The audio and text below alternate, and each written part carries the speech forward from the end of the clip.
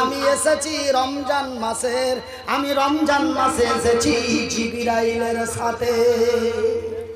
কখন এসেছি? কখন? রমজান মাসে। কার সুতে এসেছি? জিবরাইলের সুতে। আমি কোনো বাস, ট্রেন, হেলিকপ্টার, জাহাজে আসিনি, আমি জিবরাইলের সুতে এসেছি। কখন এসেছি? রমজান মাসে। শাহরু রমাদান আল্লাযী উনজিলা ফীহিল কুরআন। রে পৃথিবীর মানুষেরা, রে বিহার বাঙ্গালের লোকেরা, আমি এসেছি জিবরাইলের সাথে, রমজান মাসে এসেছি। ওগো জিবরাইল, ওগো কোরআন বলো তো, ওগো কোরআন বলো তো, তুমি তো রমজান মাসে এসেছো। রাতে আইসাছো না দিনে আইসাছো? রাতে আইসাছো না দিনে আইসাছো? কালী পূজার রাতে আইসো না দুর্গা পূজার রাতে আইসো? না ঈদুল ফিতরের রাত্রে আইসাছো? না ঈদুল আজহার রাত্রে আইসাছো? না ওই চাতরার জালসার দিনের রাতে আইসাছো? কোরআন বলে রে আমি কখন এসেছি জানো? ইন্না আনজালনাহু ফি লাইলাতুল কদর। রে পৃথিবীর মানুষেরা, আমি এসেছি রমজান মাসের লাইলাতুল কদরের রাতে। নারায়ে তাকবীর। আমি কখন এসেছি? লাইলাতুল কদরের রাতে এসেছি। কোরআনের লাইলাতুল কদরের রাত্রে আলী তো কি হইলো? এটাও আল্লাহর রাত, ওইটাও আল্লাহর রাত।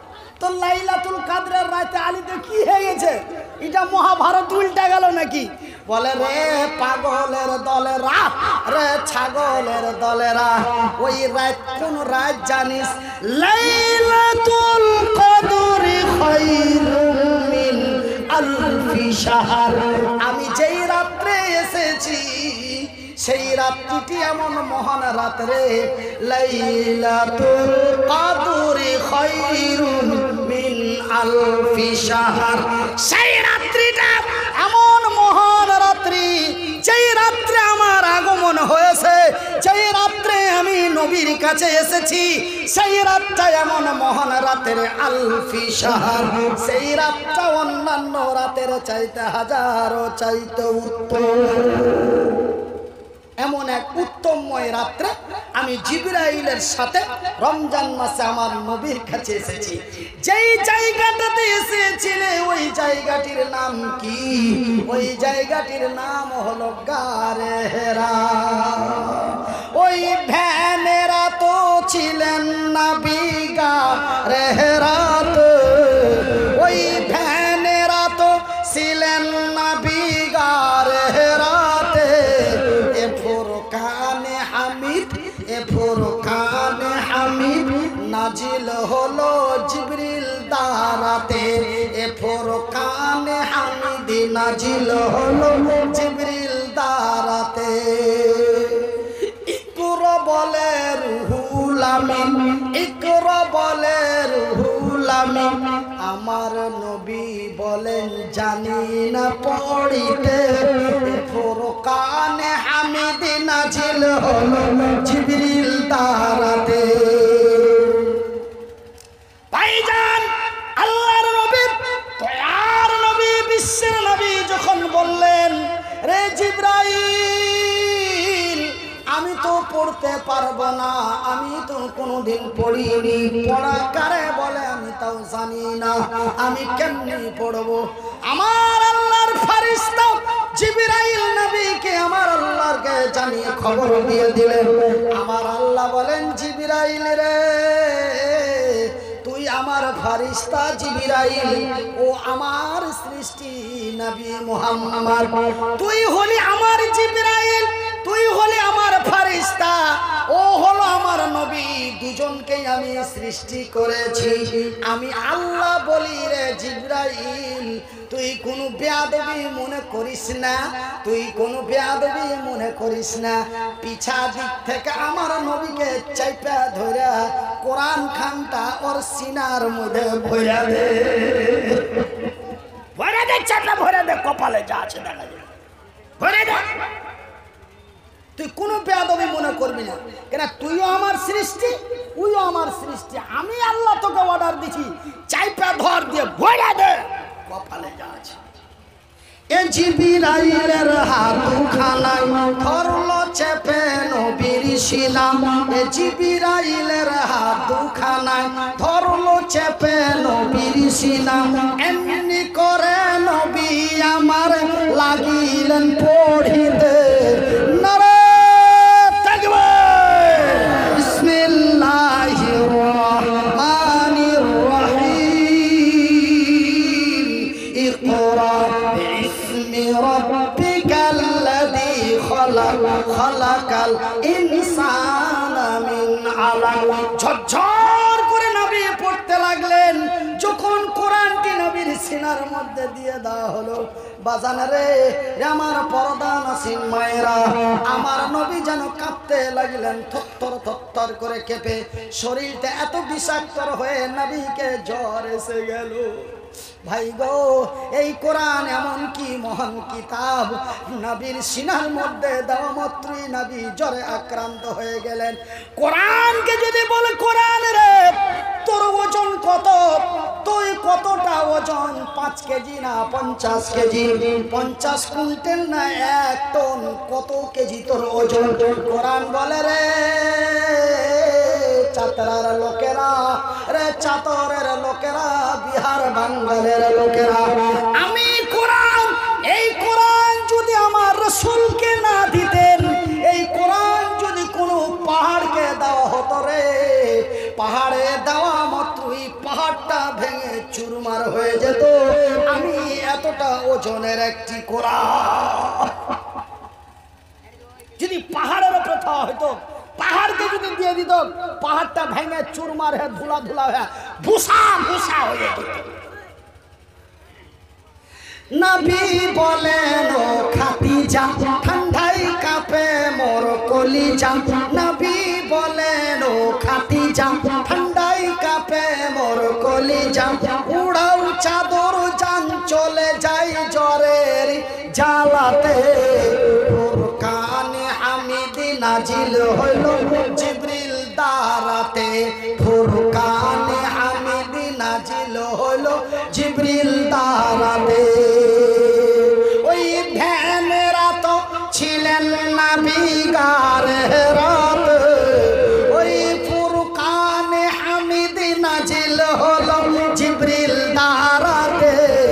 আমার ভাইর, আমার বন্ধুরা, তুমি আমি মনির উদ্দিন আপনাদের ভাই, আপনারা যেন আমার ভাই, হাত দুটি জড়িয়ে বলে যাই বন্ধুরে, এরা আমার পর্দা নাসিন মায়েরা, তোমাদের মাথায় হাত রেখে বলি মা, তোমাদের হাত মাথায় হাত রেখে বলি বোন, তোমাদের কাছে বাপ আব্বাজি, আমার বড় ভাইরা, আপনাদের মাথায় হাত রেখে বলছি, আপনাদের বুকে জড়িয়ে আকুলি বিকলি কাকুতি মিনতি করে বলছি, আপনারা এই ছোট্ট ছোট্ট বাচ্চাগুলিকে, এই ছোট্ট ছোট্ট বাচ্চাগুলিকে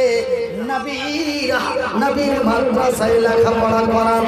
ভাই গো, লেখাপড়া এত দামি জিনিস, লেখাপড়া এত দামি জিনিস ভাইজি। এই লেখাপড়া করার কথার कहर যখন মনে করি, বুকটা যেন ফাইটা যায়। কবরে শীতে আছে মার কথা মনে পড়ে যায়। ভাইজি, কত কষ্ট করে লেখাপড়া করেছি। আপনাদের একড়া বানসার বলে গ্রাম আছে, একড়া বানসার বলে গাঁ আছে, ওই একড়া বানসারের অনেক তালবে ইলম আমার সাথে লেখাপড়া করেছে। মাওলানা আরজাউল হক, মাওলানা আব্দুল তোয়াব, তারা আমার সাথে লেখাপড়া করেছে। ভাইজি, বাপের কিছু ছিল না, মার কাছে কিছু ছিল না, কিন্তু মা এই কোরআনের শিক্ষা দেওয়ার লাগা, এই মাদ্রাসাতে পড়ার লাগা কত কষ্ট করেছে জি ভাই। আল্লাহর নবী, আমার আল্লাহ যদি আমার নবীকে পড়তে না কহিতো, আমার নবী যদি না পড়তো, নবী যদি পড়ার ব্যবস্থা করে না দিত, ভাইজি মাকে হাত দুটি ধরে বলি মা ছেলে পিলাকে লেখাপড়া করাও, বেটা বেটিকে লেখাপড়া করাও।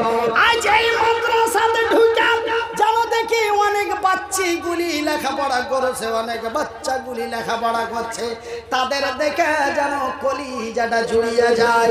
ভাই গো আজ যদি ছেলে পিলাকে লেখাপড়া না করাইতো ভাইজান ভাইজি, যদি ছেলে পিলাগালাকে যদি গাঁওয়ার গাঁড়ুয়া করে থুতুম, তবে ছেলে পিলাকে যদি লেখাপড়া না করাইতুম, নিজে যদি লেখাপড়া না করতুম, আজ 12 তলা বিল্ডিং এর মালিক থাকতো। যদি ছেলে পিলাকে লেখাপড়া না করাইতো, চ্যাংড়া পিলাকে যদি লেখাপড়া না করাইতো, ছেলে পিলা নিজে যদি লেখাপড়া না করতুম, যে হারে ইনকাম করি এই হারে ইনকামও করতে পারতাম না। কুকুরে পুস্তক না, যার ঠ্যাং নাই হাত নাই, বস্তা ঘাড়ে করে নিয়ে আসতে হয়, বস্তা ঘাড়ে করে নিয়ে যেতে হয়। নিয়ে গেলে যেতে পারা যাবে, না নিয়ে গেলে নিয়ে যেতে পারা যাবে না। আজকে দেখেন তো এই লোকটাকে কত সুন্দর করে পুতলার মতন করে, পুতুলের মতন করে, বাচ্চা ছেলের মতন করে আদর করে কোলে পিঠে করে লোক নিয়ে বেড়েছে কিসের লেগে? মুখে আছে, বুকে আছে কোরআন। বুকে কি আছে? বুকে আছে কোরআন, মুখে আছে বয়ান, মাথায় আছে জ্ঞান। এই তিনটে জিনিসকে যদি কাজে লাগিয়ে দাও রে, আমি মনিরউদ্দিন আজকে আল্লাহর কসম দিয়ে বলছি তুমি বড় কল্যাণ হয়ে যাবে, তুমি বড় উপকৃত হয়ে যাবে। আমি মনিরউদ্দিন আপনাদের ভাই বলছি, আমি মনিরউদ্দিন আপনাদের বন্ধু বলছি। ভাইজি মা কত কষ্ট করে লেখাপড়া করালছে ভাইজি, আজ এই পকেটে হাত দিলে 2000 টাকা বাড়ায়, এই পকেটে হাত দিলে 500 টাকা বাড়ায়, এই পকেটে হাত দিলে টাকা বাড়ায়, এই পকেটে হাত দিলে 25,000 টাকা 20,000 টাকা দামের মোবাইল বাড়ায়। কিন্তু ভাইজান সেই দিন এমনটাই ছিল না, কিন্তু মা কত কষ্ট করে মানুষের দ্বারে দ্বারে গিয়েছে ভাইজি। একদিন মা বাড়িতে এসে কাঁদছে আর বলছে মুনির রে তোর লাগা নাকি মানুষের কাছে মুখ পাবো না। কেন গে? কেন? আমি কি বদমাশি করেছি? আমি কি অন্যায় করেছি যে তুই হান লাগা মুখ পাবি না? মানে আমি আপনাকে লোকাল ভাষাতে কইছি, আমার লাগা মুখ পাবি না মানে কি? আমি কি অপরাধ করেছি? আমি কোন পরের বেটির কাছে চলে গেছি? ভালো হয়তো মুজবার হয়নি, তখনকার কথা কইছি ভাই, এখনকার নয়। এখন তো মুজ দাড়ি হয়েও গেছে, পেটাও গেছে, কিন্তু ওই তখনকার কথা, যখন ভালো হ্যাঁ বার হয়নি তখনকার কথা। তো আমি কি এমন অন্যায় করেছি যে হান লেগা মুখ দেখাইতে পারিস না? এই যে মনির রে, ওই উত্তর পাড়ার সেন্টার বাপের কাছে গেছিল, আর সেন্টার বাপের কাছে গেছিল আর বলেছিল যদি তোর গে অসুরের ধান গালা আর মনিরের লেগে চেটি দিস তো। ভাই বেটারে, অসুরের ধান তো দূরের কথা, আমাকে মোটা টেढ़া দুটা কথা শোনাইলে বলছে তোর বেটা পড়ছে না, তোর বেটার নাম দিয়ে নিয়ে যে তোরা খাচ্ছি। বেটারে 14 বংশতে কোনো ভিখারি ফকির নাই, তোর লেগে এত বড় কথা মানুষের কাছে শুনতে হয়। আল্লাহ কি তোর নিরাপত্তা করবে না? আল্লাহ কি তোর কোনো ব্যবস্থা করবে না? বেটারে শয়তানি বদমাশি করিস না আব্বা, একটু মন দিয়া লেখাপড়া কর।